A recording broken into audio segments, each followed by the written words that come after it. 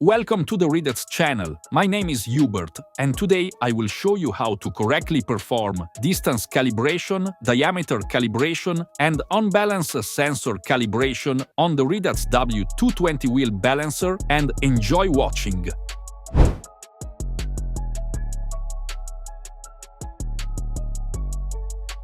We start by calibrating the distance meter. To start it, press the two keys Stop and Fine simultaneously on the keyboard. When Cal P0 appears on the display, extend the measuring arm from the machine, set the 0 cm position on the meter flash with the boom housing, and press ALU. Then, when the display shows us the text Cal P15, we extend the measuring arm from the machine to the position of 15 cm flush with the boom housing, and press the ALU button. We hold the measuring arm in this position until we see only zeros on the display. We retract the measuring arm into the machine and the distance calibration is complete. The next is the calibration of the diameter gauge. To carry it out, we will need a steel wheel between 13 and 15 inches in size, a cone to fit the rim, and a nut with a small bushing fitted. We start by putting the wheel on the balancer. We recommend putting them on for calibration in the following order. First the wheel, then the cone and the nut without the enlarging sleeve. Once the wheel has been fitted, we can move on to calibration. We start it by pressing two keys on the keyboard simultaneously, Stop and OPT. The display will show us Cal 14. At this point, with the D+ and D- keys, we have to enter the diameter of the wheel we have put on the machine.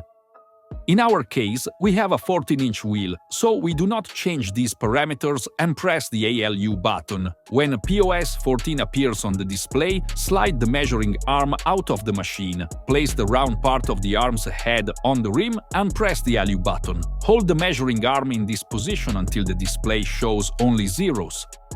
Retract the measuring arm into the machine and the diameter calibration is complete. The final step is the calibration of the underweight sensors. To do this, in addition to the wheel you have already fitted, you will need a 100-gram calibration weight and vulcanizer pliers. These can be found in the accessories box. In addition, it is advisable to prepare various weights for steel rims, which will be needed to balance the wheel at a later stage. We start by removing the old weights from the wheel, then enter the wheel parameters. To do this, we extend the extension under the rim edge so that the machine automatically reads the distance of the wheel from the machine and its diameter.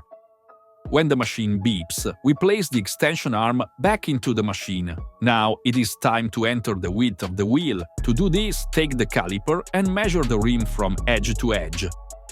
We read the value of the scale. In our case, the caliper showed 5.5 inches, so we pressed B+ and B- on the keypad to enter this value into the machine. When we have entered all the parameters, we can proceed to the initial calibration of the balancer. To do this, press buttons D and C simultaneously.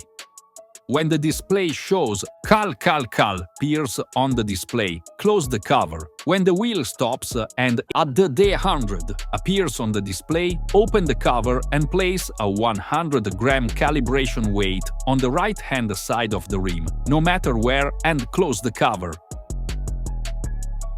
Once the wheel has stopped, the end Cal message will appear. At this point, we pull off the calibration weight and close the cover again to weigh this wheel.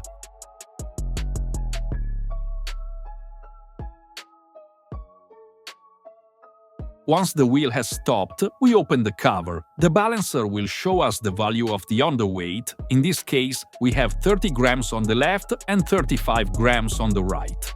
Turn the wheel to the point of unbalance and tap in the weight at the 12 o'clock position. Do the same on the other side. Once the weight is in, we close the cover to check the wheel.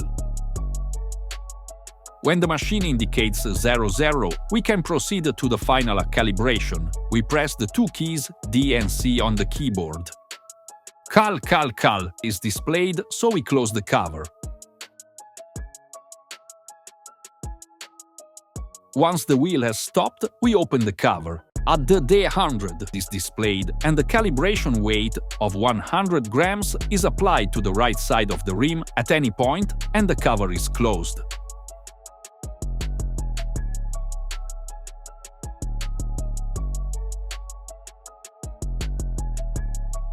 When the machine displays E and cal, this indicates the end of calibration. Once the calibration has been carried out in this way, you will be sure that the machine is working correctly and your customers will not come back to you with complaints about beating wheels. I recommend performing this calibration at least once a year. Subscribe to our channel so you don't miss any news.